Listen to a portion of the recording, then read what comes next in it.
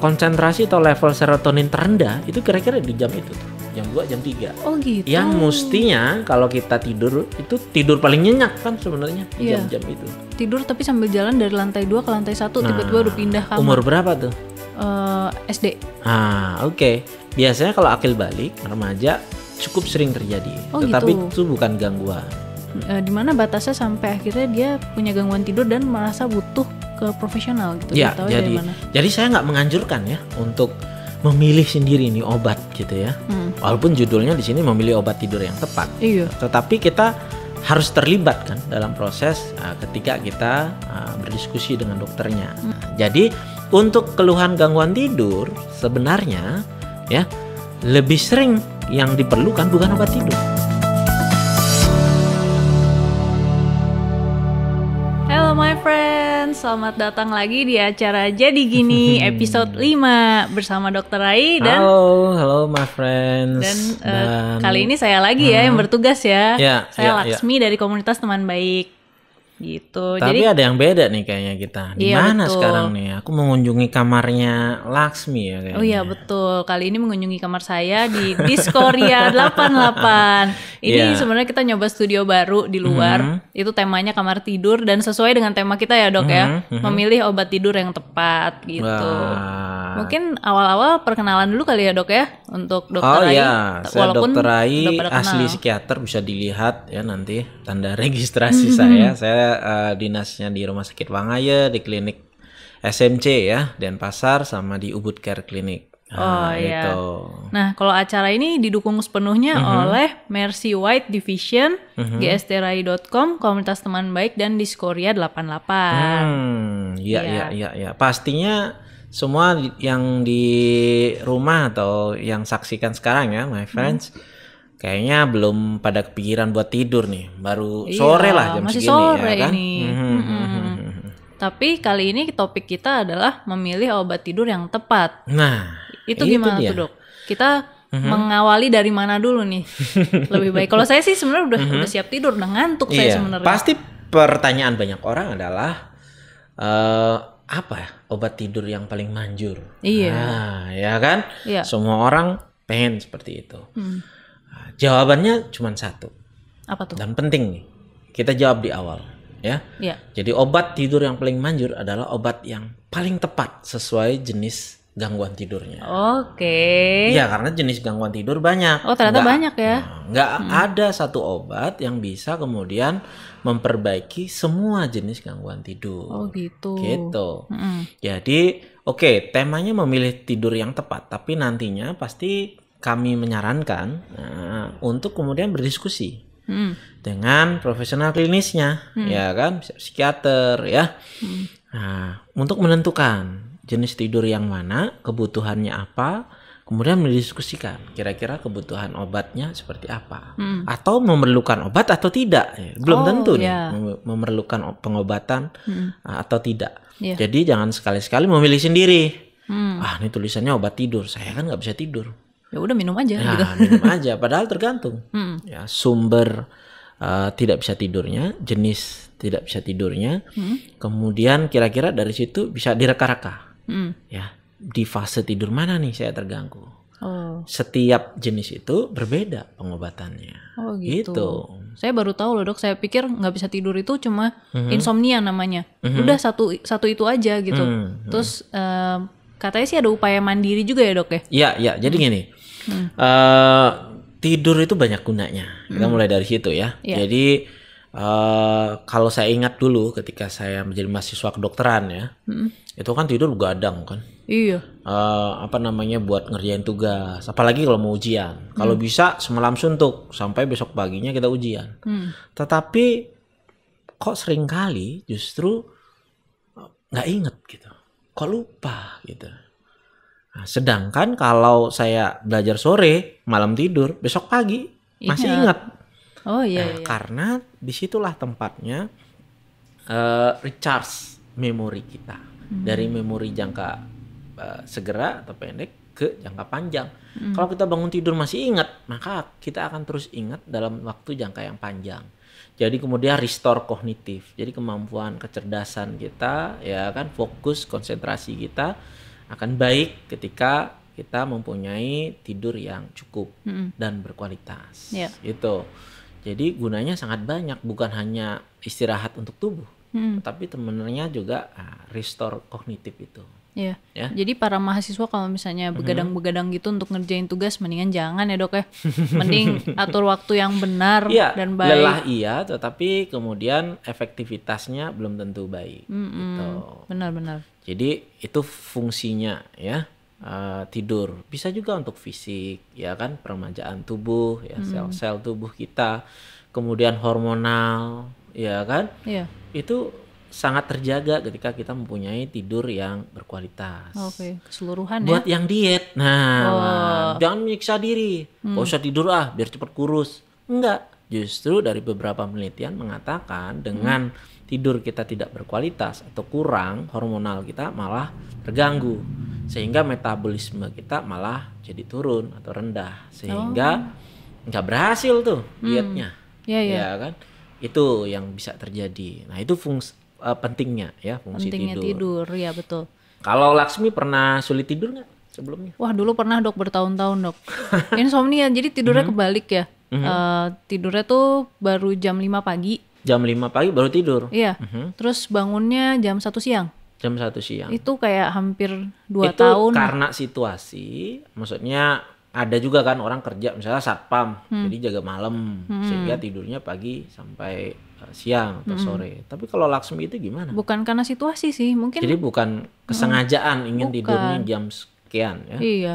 Nah itu tadi kita udah ketemu. Nah, misalnya dari situ saja, oh ini siklus tidur bangunnya yang terganggu. Iya. Jadi bisa tidur tetapi jamnya kok jadi berubah nih, ya kan? Belum perlu kita tanya lagi, nyenyak nggak? Ya, bangun tidurnya seger nggak? Enggak. Nah, ada juga orang yang tidurnya sampai 10-12 jam, bahkan 14 jam tidur, tetapi ketika bangun nggak seger. Nah, bisa jadi jam tidurnya cukup, tetapi kualitasnya yang terganggu. Jadi kedalaman tidurnya. Nah, sebenarnya tidur tuh ada banyak fasenya.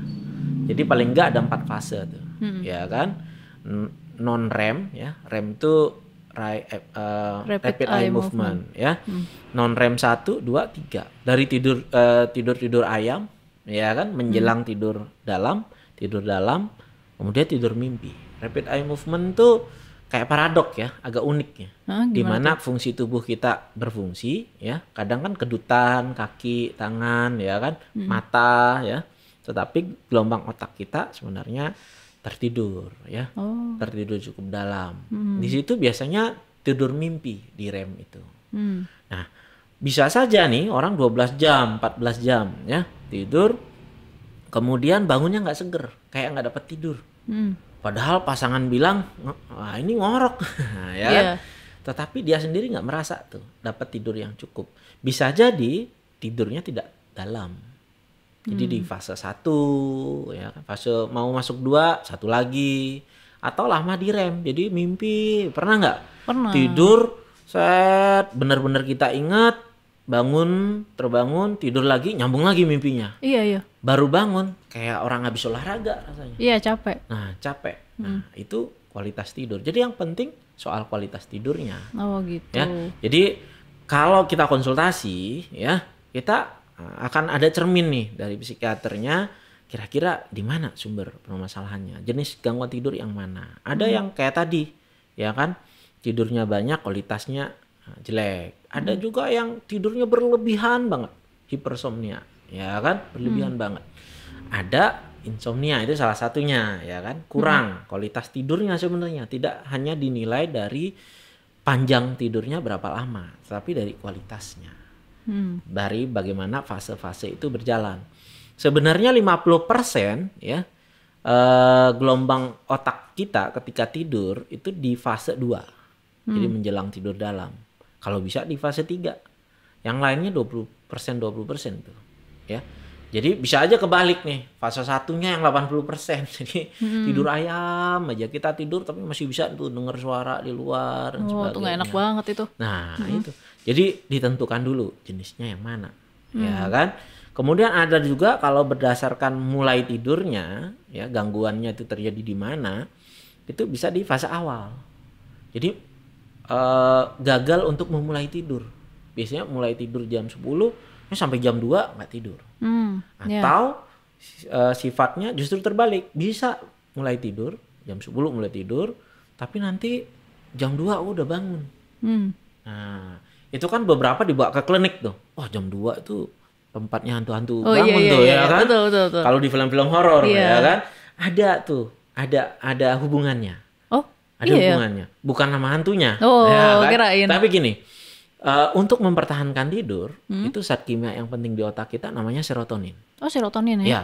Nah, ketika kita mengalami penurunan serotonin atau pada fase depresi namanya ya, gangguan depresi, konsentrasi atau level serotonin terendah itu kira-kira di jam itu tuh, jam 2, jam 3. Oh gitu. Yang mestinya kalau kita tidur itu tidur paling nyenyak kan sebenarnya di jam-jam itu. Iya. Nah, jadi gangguannya di situ. Jadi dari situ psikiater bisa menentukan, oh ini yang terganggu nih saat ini nih. Ya, kalau mau mulai tidur lain lagi, ya kan? Atau pecah-pecah. Jadi mulai tidurnya susah, terbangun juga, ya kan, dan sebagainya. Apalagi ada misalnya nightmare, ya kan, mimpi buruk atau night terror. Jadi mimpi buruk sampai kebangun, kemudian sampai, ya kan, nafas sesak, ya kan, panik, cemas banget. Nah itu jenisnya lain lagi, night terror, ya. Atau ada juga yang unik nih, gangguan tidur yang misalnya parasomnia namanya. Jadi ada tuh sonambulisme, jadi tidur jalan. Tidur sambil jalan. Iya, tidur ya tapi aktif jalan. Waktu kecil saya kayak gitu dok. Iya tidur tapi sambil jalan dari lantai 2 ke lantai 1, tiba-tiba udah pindah kamar. Umur berapa tuh? SD. Oke. Biasanya kalau akil balik remaja cukup sering terjadi. Tetapi itu bukan gangguan. Ya kan, nanti ketika mulai umur bertambah akan berkurang. Tetapi baiknya dikonsulkan karena ada juga sonambulisme yang bukan karena variasi wajar, ya kan. Ada juga nih yang giginya gemeretukan. Itu bruxism. Nah, ada lagi. Jadi macam-macam. Itu parasomnia namanya. Nah, jadi mana nih keluhan gangguan tidur yang mana yang dirasakan my friends? Nah, itu perlu nih kita cari tahu. Nggak semudah, saya gangguan tidur, saya minum obat tidur. Saya demam, saya minum obat demam. Mau panas. Nggak seperti itu. Nggak segampang itu ya. Karena hanya akan obat-obat tidur kalau tidak tepat, malah kita nggak tidur dengan baik. Hanya memaksa kita untuk tidur. Gitu kan. Tetapi kualitasnya nggak didapat. Misalnya. Jadi fungsi-fungsi yang mau didapatkan dari tidur itu tidak didapatkan. Gitu. Iya. Mungkin sekarang kita bisa sapa-sapa dulu teman-teman yang udah nonton ya. My friends kalian. Ada Discordia 88. Ada Geishakso. Hello. Hello juga. Kayaknya Ola deh itu. Terus ada Okta Sudarsana. Ya. Ada Putu Arya Nugraha. Ada Hiwa Fitri 11. Oh, nanya ini. Kak, mau nanya dong, emang dalam dunia kedokteran itu ada ya obat tidur? Atau cuma mengambil efek samping dari obat? Contohnya obat-obat antipsikosis yang efek sampingnya sedasi. Jadi menarik nih, dari siapa? Hilwa Fitri. Jadi gini, memang ada beberapa yang menyalahgunakan nih, ya kan? Cukup banyak nih, my friends pasti juga tahu nih beberapa kenalannya, atau jangan-jangan kita sendiri. Ketika kita sulit tidur, kita minum konsumsi obat alergi. Iya kan, ada yang cukup terkenal, saya nggak mau sebutin namanya, ya kan? Obat alergi, kemudian obat batuk, ya kan? Yang efek sampingnya tidur, efek sampingnya sebenarnya yang tidak diharapkan. Tapi karena kita gangguan tidur, kita pakai itu. Berhasil nggak? Sekali 2 kali oke, tapi habis itu tambah parah kan? Nah, karena sebenarnya seperti tadi tidak menjawab permasalahan penyebab gangguan tidurnya, ya kan? Kemudian ditanyakan, ada nggak obat tidur? Ada yang namanya sedatif hipnotik, ya kan? Kemudian, itu yang mau saya jelaskan. Jadi insomnia itu bisa jadi hanya sebuah gejala, bukan gangguan, ya kan? Banyak orang bilang sakit panas, padahal bukan diagnosanya, bukan sakit panas, tapi radang tenggorokan, ya kan, tipes, demam berdarah, ya kan, sama. Jadi sulit tidur itu seringkali lebih sering sebagai hanya gejala, bukan sebagai sebuah gangguan. Jadi Misalnya hampir semua gangguan kejiwaan ya atau gangguan mental itu bisa mengalami gejala insomnia. Oh gitu. Ya, misalnya gangguan depresi, gangguan cemas, sulit tidur juga. Gangguan psikotik, sulit tidur juga. Ya, apalagi fobia tergantung tuh kalau kena yang memicu jadi sulit gangguan tidur ya. Sulit tidur juga. PTSD ya, trauma ya, post stress ya. Stress disorder itu sulit tidur juga. Hampir semuanya kan sulit tidur. Bipolar juga kan, fase manik sulit tidur, tapi lain sulit tidurnya jenisnya dibandingkan yang lain. Bersemangat itu. Makanya ketika kita menemukan kesulitan tidur, jangan berhenti di sana. Kita jangan-jangan nih ada yang melatar belakangi gangguan-gangguan yang melatar belakangi. Lalu obatnya gimana? Ya obatnya tentu sumbernya kan yang ditangani. Kalau gangguan depresi, ya depresinya ditangani. Kalau gangguan cemas, cemasnya ditangani. Kalau setelah ditangani yang melatar belakangi, misalnya depresinya tertangani, cemasnya tertangani, ya tentu tidurnya jadi baik kan. Bukan berarti itu obat tidur. Nah, jadi untuk keluhan gangguan tidur sebenarnya ya lebih sering yang diperlukan bukan obat tidur, tapi obat yang menterapi hal-hal yang melatar belakangi gejala sulit tidurnya. Akarnya ya, jadi ya penyebabnya. Walaupun ada juga jenis-jenis gangguan tidur yang murni hanya perlu obat namanya sedatif hipnotik. Oh, ya kan? ada Dan ya. itu pun gitu. hanya sementara. Ya kan, misalnya jet lag. Oh iya benar. Nah, jet lag ada tuh obatnya. Obat tidur memang. Ya kan, yang kerjanya di melatonin. Nah, itu. Jadi tapi yang baru saya sebut melatonin nanti kalau gitu saya minum suplemen melatonin ya, padahal sebenarnya belum ada uji klinis kalau melatonin suplemennya kita masukkan, enggak. Tapi ada obat-obat yang bisa memicu melatonin kita berfungsi dengan baik. Oke. Nah itu misalnya pada jet lag atau gangguan siklus tidur bangun. Nah biasanya tuh pada pekerja malam nih, malamnya. Jadi kita kan makhluk siang hari nih. Iya. Ya, ditakdirkan oleh Tuhan jadi makhluk siang hari. Jadi pagi begitu kena sinar, ya kan, kita terbangun, ya, terangsang tuh melatonin kita berubah. Kemudian nanti kalau matahari tenggelam mulai menurun tuh metabolisme. Jadi nggak dianjurkan tuh sebenarnya olahraga malam. Oh gitu ya? Iya, metabolisme kita udah menurun. Iya. Kemudian tuh biasanya mulai jam 9 jam 10 udah ya kan, kita tertidur. Itu sebenarnya. Jadi kalau orang negara 4 musim yang ya kan kadang-kadang terangnya bisa lebih dari 12 jam atau terbalik nih gelapnya yang lebih 12 jam seringkali nih gangguannya muncul. Tapi kalau di Indonesia biasanya karena pekerjaan. Oh iya. Nah, iya. hal-hal itu bisa diatasi memang dengan obat yang dinamakan obat tidur. Ya, jenisnya cukup banyak. Nanti bisa dipilihkan ya. Atau bisa juga sebelum gangguan tidur sebelum dengan obat itu perlu cek dulu kita. Apakah upaya mandiri yang kita lakukan sudah dilakukan? Iya. Misalnya nih, namanya sleep hygiene. Ya, seringkali kesalahannya adalah kita buat sendiri. Ketika kita tidak melakukan sleep hygiene ini. Misalnya tidur kurang lebih di waktu yang sama. Ya kan? Iya. Punya rutinitas. Nah, kemudian ya tentu ruangan yang nyaman dengan kebiasaan yang memang kita sudah lakukan dengan temperatur yang tidak terlalu dingin, tidak terlalu panas, ya kan? Kemudian yang penting adalah memotong waktu kita berbaring di tempat tidur tapi tidak tidur. Oh, beraktivitas kayak misalnya baca buku.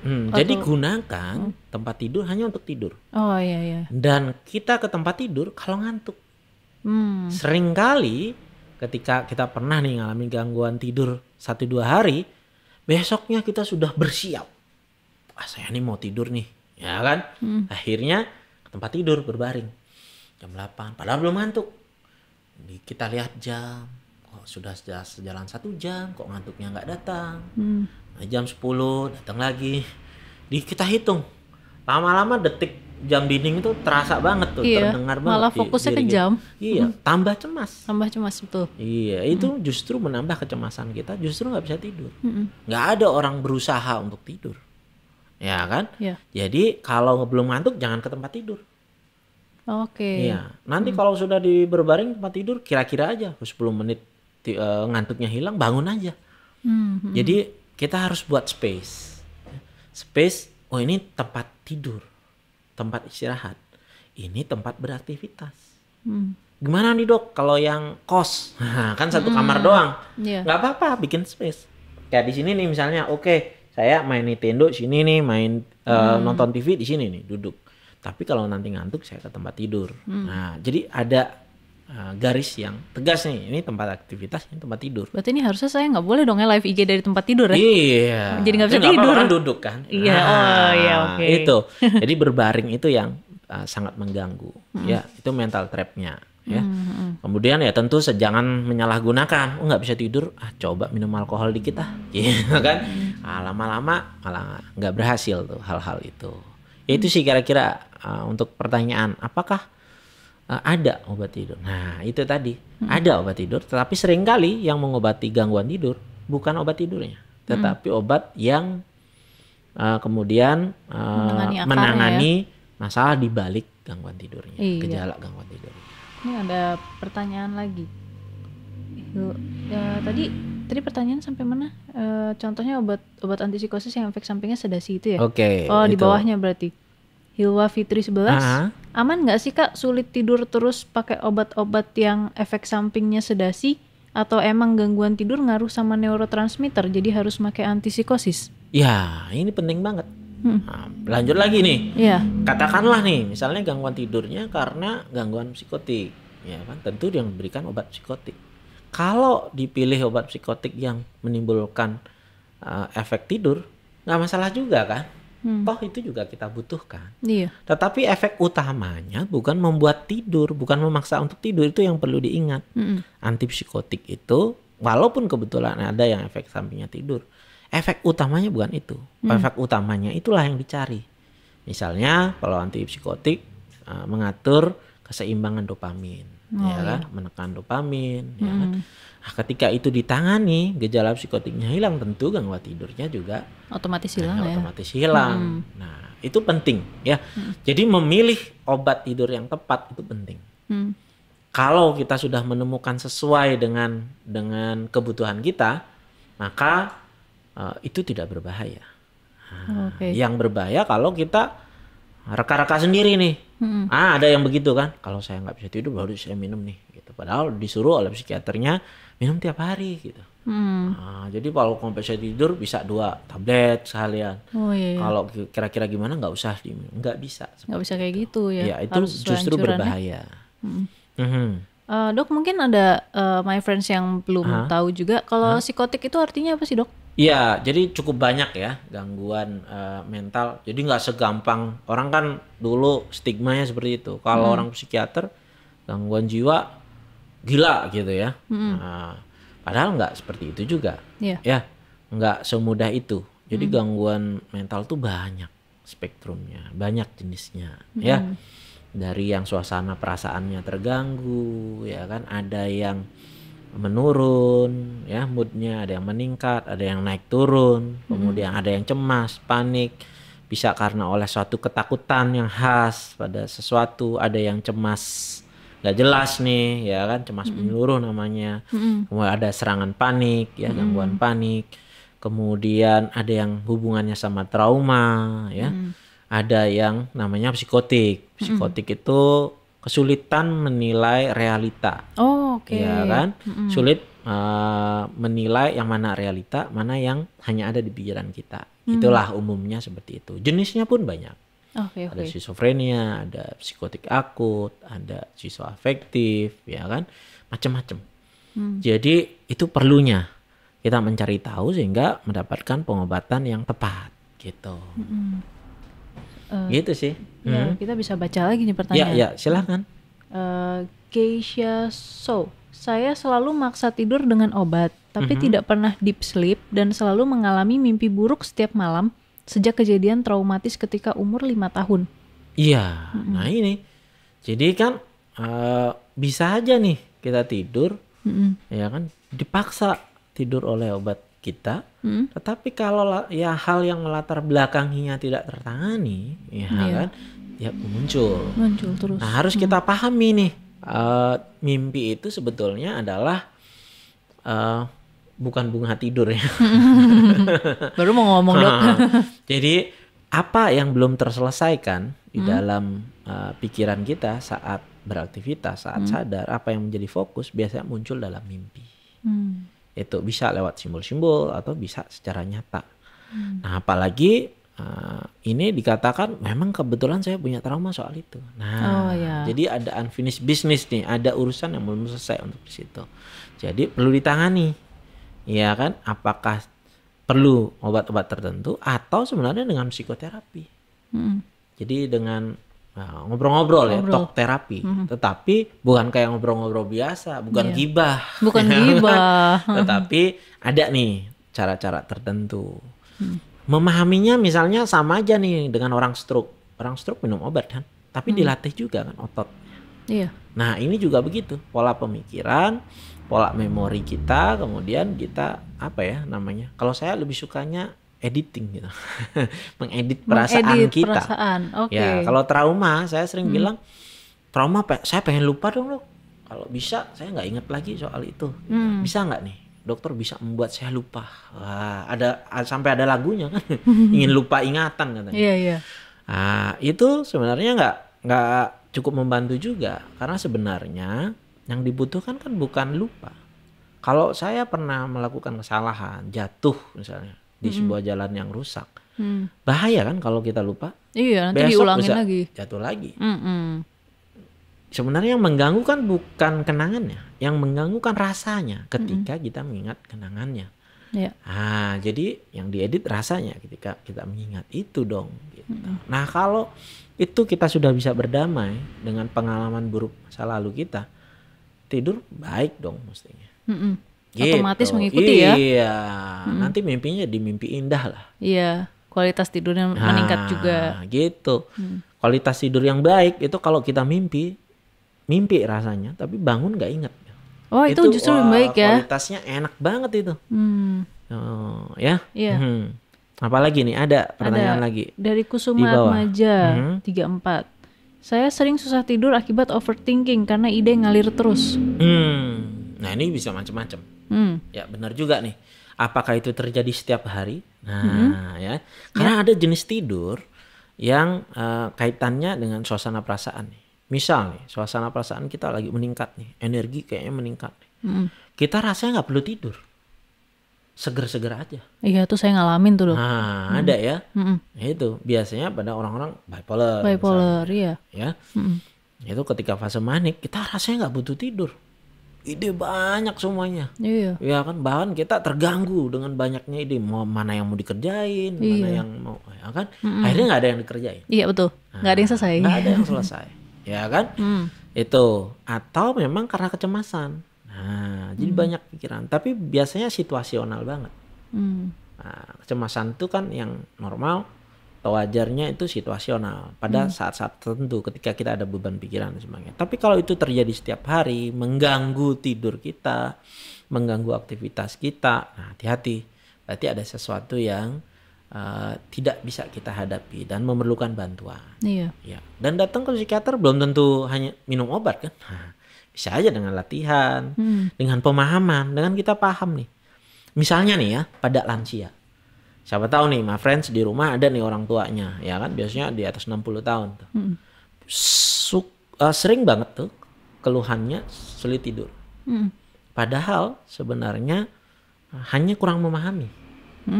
Ya, karena gini, kebutuhan tidur setiap orang berbeda-beda. Oke. Nah, misalnya nih kalau kita ingat bayi di bawah 1 tahun. Emang pola tidurnya kayak kita? Enggak, tidur terus mereka ya? Tidur terus. Atau sebenarnya tiap setengah jam 1 jam bangun.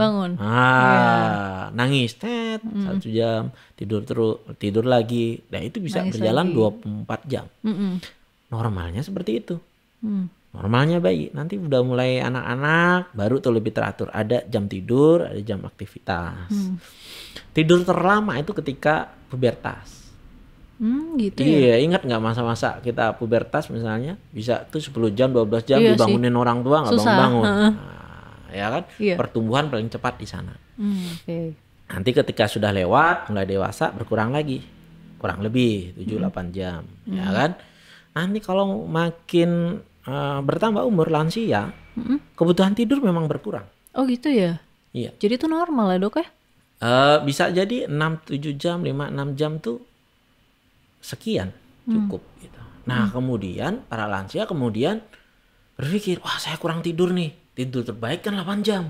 Iya. Nah akhirnya cemas. Sebenarnya kecemasan muncul dari ketidakpahaman kita sebenarnya. Oh, oke. Itu ya kan, dengan kita mulai paham ya kan, tidak mencoba untuk tidur ya kan. Kalau nggak ngantuk ya aktivitas saja.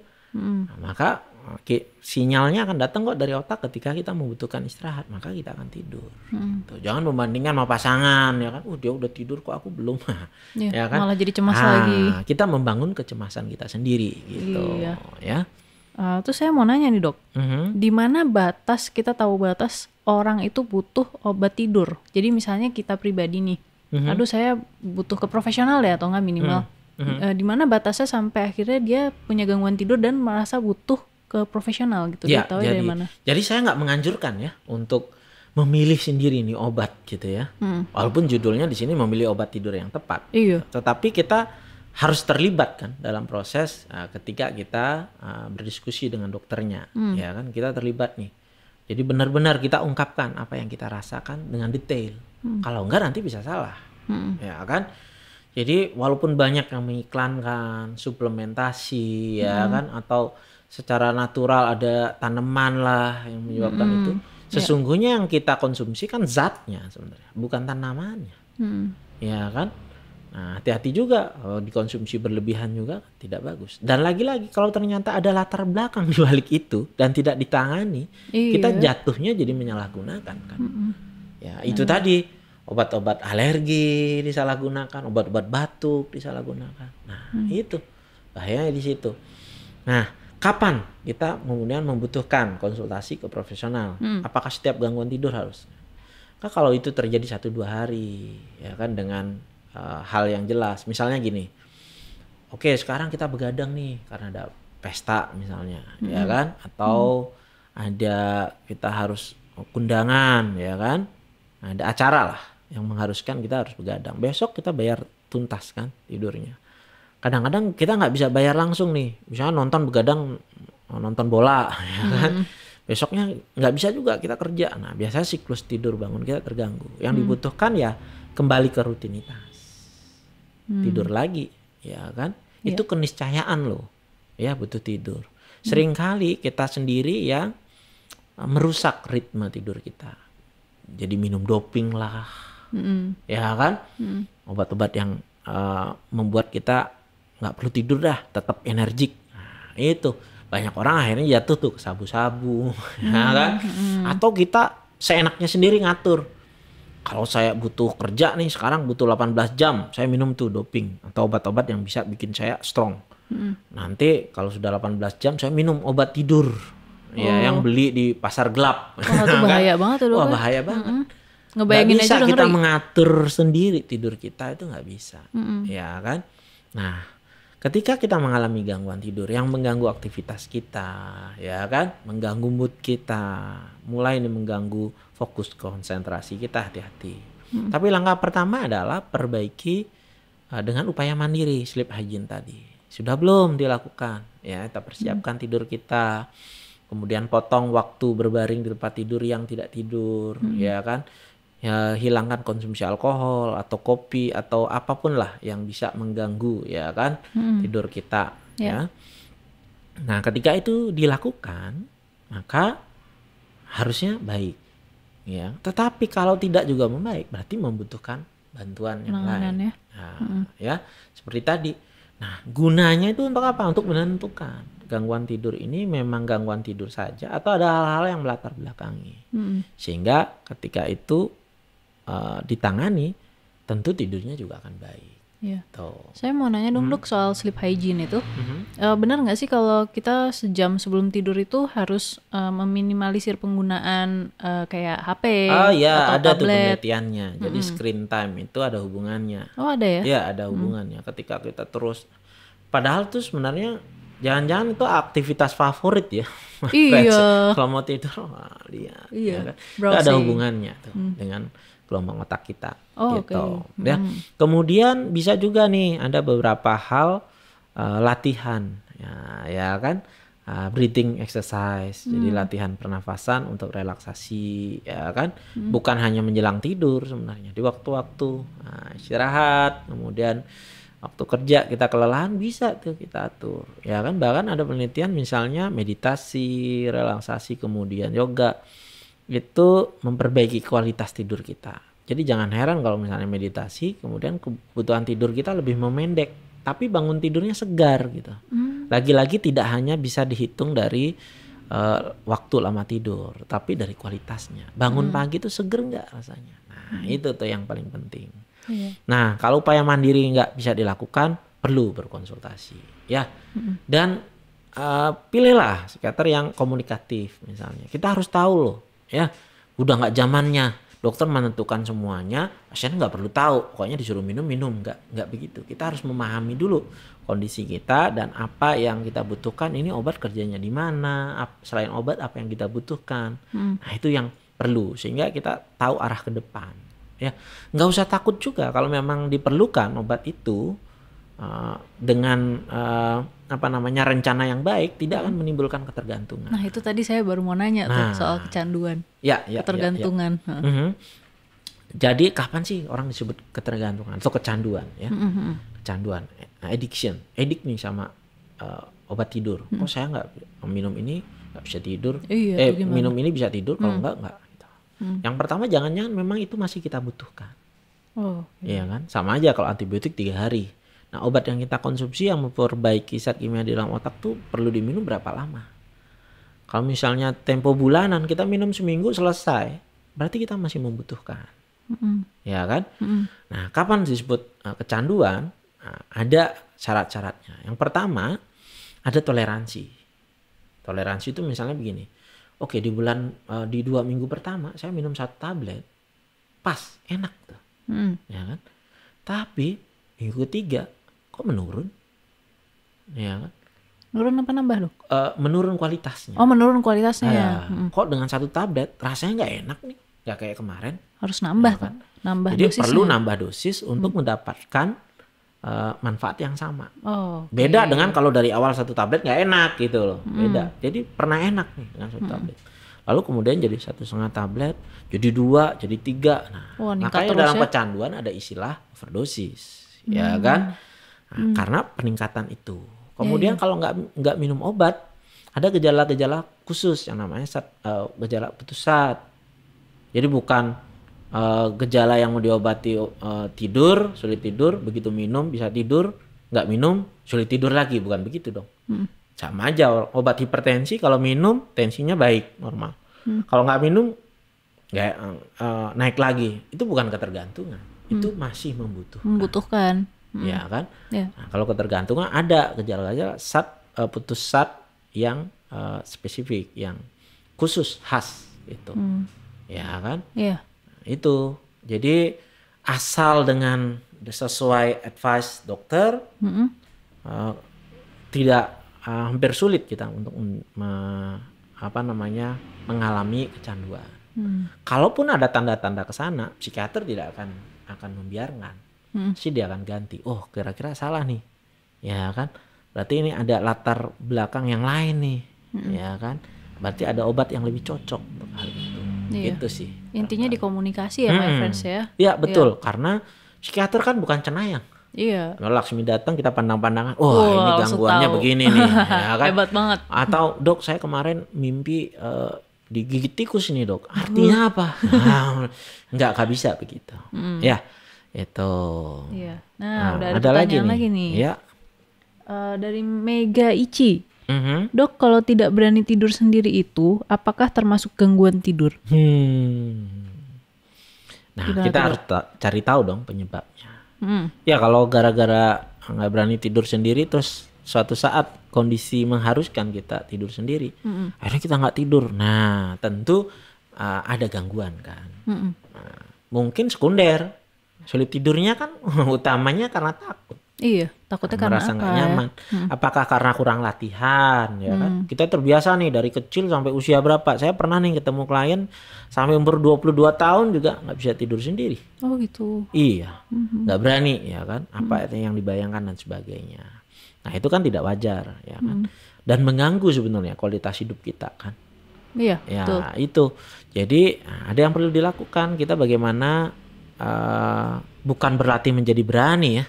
Orang pemberani itu bukan orang yang tidak pernah takut, tapi yang bisa menghadapi ketakutannya. Oh, bijak sekali gitu. Itu. Bener, bagus itu kata-katanya. Nah, jadi kita bagaimana menghadapi ketakutan? Apa yang bisa, apa yang kita khawatirkan terjadi, misalnya. Pada beberapa orang yang mengalami gangguan kecemasan misalnya, yang lebih ke gejala fisik nih, misalnya psikosomatis, yang tadinya berani tidur sendiri, sekarang nggak berani. Oh, Karena dia takut, nanti saya tidur jangan-jangan nggak bangun.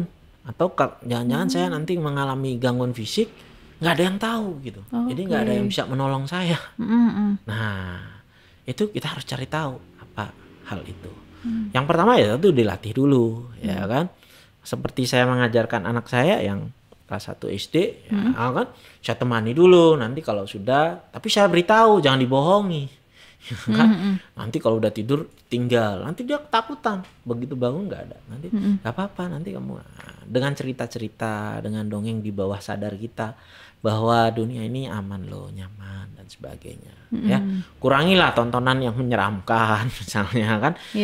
Saya berani, tapi kadang-kadang kalau nonton pas ketemu film horor yang men-trigger ini saya nggak bisa tidur juga ya kan.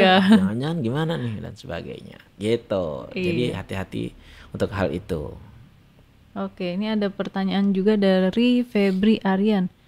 Dok, bukan saya... pertanyaan Oh, kali bukan pernyataan. Satu kalimat aja tuh. Dok, saya pengidap ada di bawah skizoafektif. tuh lanjutannya. Oh iya, saya setiap hari konsumsi obat benzo tiap hari karena diresepkan psikiater saya begitu. Apakah bisa kecanduan? Oh, yang tadi lagi ya dok ya berarti. Ya. Resiko untuk kecanduan tuh ada, saya nggak boleh bohong, ya kan? Oh gitu ya? Ya, resiko itu ada, tetapi pasti menjadi pertimbangan. Apakah terjadi nggak? Seperti tadi yang saya bilang. Sekarang 1 tablet enak, bulan depan kok nggak enak, jadi perlu 2 tablet, 3 tablet. Ketika hal itu ada, saya yakin psikiaternya juga akan melakukan sesuatu untuk hal itu. Tetapi kalau kita tetap dosisnya sekian ya tidak kecanduan, atau malah turun misalnya. Oh, lebih bagus lagi ya. Dan jangan juga ya terburu-buru menilai. Saya ada etikanya, saya nggak boleh ngasih second opinion, padahal saya nggak pernah ketemu sama Febri ya kan. Tetapi gini, banyak juga masyarakat yang nggak paham obat itu punya banyak fungsi. Punya banyak fungsi. Ya kan, paracetamol aja bukan hanya anti demam, ya kan, bisa anti nyeri, ya kan, bisa macam-macam. Nah misalnya yang dinamakan benzodiazepin, fungsinya banyak, ya bisa sedatif hipnotik, ada beberapa macam loh, tidak semuanya, ya, ada anti cemas, ya, ada muscle relaksan, jadi untuk relaksasi otot, ya. Jadi jangan-jangan nih untuk beberapa yang minum antipsikosis misalnya, ada gejalanya tuh tegang, kaku. Ya bisa juga beberapa jenis benzodiazepin bisa untuk itu, muscle relaksan. Jadi bukan untuk tidurnya misalnya. Atau obat epilepsi. Obat epilepsi kan juga pilihannya ada juga yang benzodiazepin. Gitu. Jadi yang mana dikomunikasikan, ya. Itu jangan baca-baca dikit di internet, wah ini kita telan dengan mentah-mentah, enggak juga. Ya. Komunikasi sih sama psikiater yang merawat kita ya, itu penting banget. Kadangkala kita ketemu juga kenalan atau keluarga yang sok tahu. Wah kan kita cerita nih, kita sulit tidur, dikasih ini sama psikiaternya. Wah hati-hati, itu bahaya tuh, kena jantung, kena hati, bocor nanti ginjal. Wah jadi parno langsung. Itu kecanduan, kamu narkoba itu. Waduh repot. Ya, padahal kalau ditanya balik, emang yang keluarganya yang komentar itu tahu nggak obat yang kamu minum apa? Nggak tahu dong. Yang komentar itu dokter atau punya background medis? Enggak. Lah, kamu cerita nggak kamu minum obat itu karena apa? Enggak juga dok. Nah, gimana? Ya kan? Padahal kita yang paham, kita yang ini, kita yang lebih yakin dong, ya kan? Apa yang kita minum ini kita butuhkan misalnya. Gitu, ya. Ada lagi Kusuma Atmaja 34. Saya pernah ngalamin tuh takut tidur karena takut nggak kebangun. Tapi sekarang sudah bisa normal tidurnya. Baiklah, bagus ya. Berarti. Bagus. Nah, mudah-mudahan ya upaya mandiri berhasil ya dilakukan. Ya. Tapi kalau enggak, isolasi. Ya. Dan keluhan semacam ini enggak selamanya loh. Ya kan tergantung latar belakangnya. Ada kan stigma kalau datang psikiater berarti minum obat nih seumur hidup nih. Enggak semua. Enggak semua sebagian ya. besar tidak seperti itu. Nah ini pas banget dok, saya mau nanya. Biasanya harus minum obat tidur tuh berapa lama kalau misalnya mengalami gangguan tidur? Ya lagi-lagi tergantung kan jenisnya yang mana. Ada yang melatar belakangi enggak? Lebih banyak tergantung gangguan yang melatar belakangi gejala sulit tidurnya. Ya kan? Misalnya nih major depressive disorder ya kan, ada orang bilang ada fasenya 3 bulan akut, kemudian maintenance selama setahun, kita lihat lagi ya sama 6 bulan berikutnya, ya kan, kurang lebih loh ya, jangan dihitung, wah ini sebentar lagi besok nih saya udah. Oh ya nggak bisa ya kayak gitu. Gangguan cemas tergantung gradasinya, ya kan, yang mana, ya kan, tergantung juga upaya-upaya yang dilakukan. Ya kalau psikoterapinya intens sambil juga minum obat, ya kan, akan cepat. Ya kan, ada juga terapi-terapi yang lain loh, ya bukan hanya obat tidur, bukan saja obat psikiatri, bukan hanya talk terapi, juga misalnya ada penanganan yang lebih ke melatih gelombang otak. Oh ada ya? Iya, ada namanya neurofeedback. Kalau di klinik SMC saya biasanya namakan agak lain nih, bukan untuk gaya-gayaan, untuk mempermudah orang untuk memahami. Kalau neurofeedback apaan ya kan? Iya. Brain gym. Oh, jadi ya kalau nge-gym biasanya untuk otot, ini untuk gelombang otak. Oh iya, nah, misalnya nih, yang memicu sulit tidur itu adalah kesulitan gelombang alfa atau gelombang rileks, ya kan? Jadi beta melulu, sadar, awake gitu kan. Jadi kurang rileks nih, alfanya kurang bagus. Jadi bisa dilatih. Seringkali kalau kita cemas justrunya apa? Sabar, tenangkan diri dan sebagainya. Kita nggak tahu nih udah tenang belum nih, udah rileks belum, ya kan? Nah kalau itu dipasang, ya kan, beberapa kabel gitu ya, hanya 3 lah ya, itu untuk mendeteksi gelombang otak kita saat itu. Jadi kemudian kita lihat feedbacknya. Ya kan, kita lihat di layar TV bentuknya bisa permainan, bisa visualisasi. Kalau gelombang otak kita alfanya udah baik, maka dia kasih visualisasi yang tertentu juga. Misalnya air terjun atau kolam tenang banget. Wah ini bener nih gelombang otak saya nih. Nah, kita kan ngerti nih latihannya. Itu mengguiding kita. Oh iya, bagus ya. Dan ada skornya. Jadi kita tahu nih. Terukur ya? Iya terukur. Saya udah membaik belum dok? Nah kalau pertama misalnya skornya masih sekian nih, ada bebannya. Nah, menurut saya beban nih, tingkat kesulitan. Ya kita nge-gym awalnya biasa 5 kilo, begitu 2 bulan lagi kita bisa 20 kilo kan, berarti udah meningkat. Iya, nah itu juga bisa lihat kesulitannya, skornya. Itu juga bisa membantu terapisnya atau psikiaternya. Wah ini kebutuhan obatnya kayak sepertinya udah menurun nih, karena kemampuannya udah berbeda. Nah itu misalnya itu terapi-terapi yang bisa mempercepat pemulihan ya. Ada lagi kira-kira? Kalau dari my friends kalian yang nonton sih belum ada. Ya gitu. Ya menarik ya sebenarnya, ini sangat luas. Nanti di episode berikutnya kayaknya kita perlu bahas nih, ya kan, tipe-tipe gangguan tidur di masing-masing latar belakang. Misalnya pada orang depresi apa sih yang terjadi, ya kan, dan sebagainya. Itu. Terus dok, saya mau nanya juga, ngaruh nggak sih lampu dinyalain sama dimatiin kalau mau tidur? Ya itu soal kebiasaan. Kebiasaan ya? Soal kebiasaan. Tetapi yang ada pengaruhnya adalah sinar matahari. Sinar matahari. Ya. Jadi ya memang kita distimulasi kan oleh sinar matahari. Jadi matahari yang kena mata kita, ada tuh organ di belakangnya ya, di dalam otak kita yang terstimulasi, kemudian zat yang namanya melatonin terstimulasi. Itu yang mengatur kapan awake, kapan sleepnya, kapan tidurnya, ya kan. Tetapi ada juga yang secara umum sebenarnya kan makin gelap makin enak. Iya sih, lebih nyaman. Tapi ada juga takut. Kebiasaan kan. Lampunya tidur, lampunya nyala baru bisa tidur. Nah itu juga kita sarankan. Jadi kalau misalnya pada orang yang kerjanya malam, kalau bisa di tempat terang.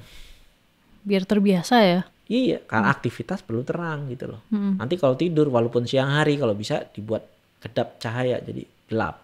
Atau ya tinggal pakai penutup mata. Nah itu. Iya, benar-benar. Itu sebenarnya. Ya karena ada juga fototerapi.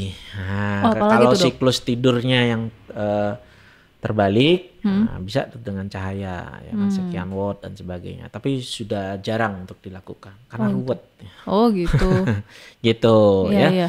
Nah itu tadi. Jadi bisa kita mengenali dari tipe-tipe jenis tidurnya. Seperti tadi nih yang penting misalnya.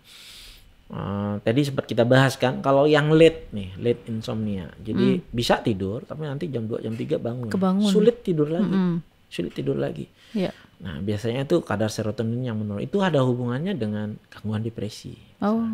Ya. Jadi moodnya menurun, mager, ya kan? Nggak ada tenaga ya kan? Apa yang dulu digemari kok nggak nyaman lagi untuk dilakukan, ya kan? Nah, itu bisa saja gangguan tidur late insomnia itu bagian dari sindrom gangguan depresi. Atau kalau mulai tidurnya yang terganggu, biasanya cemas. Cemas kan.